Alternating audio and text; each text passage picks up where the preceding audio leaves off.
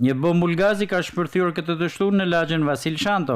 Sipas informacioneve të policisë, ngjarja ka ndodhur rreth orës 11:35 minuta në mjedis të një biznesi lokal. Nga shpërthimi nuk ka patur persona të dëmtuar. Sipas informacionit zyrtar të policisë së Shkodrës, ka nisur procedimi penal për një 17 vjeçar banues në Shkodër, pasi u kap duke drejtuar automjetin pa leje drejtimi. Ndërkohë Neva Onedejes, një shtetas gjerman 77 vjeç, duke drejtuar motomjetin e tij, ka humbur kontrollin mbi drejtimin e motomjetit dhe si pasojë është rrëzuar. 77 vjeçari po merr mjekim në Spitalin Rajonal të Shkodrës jashtë rrezikut për jetën.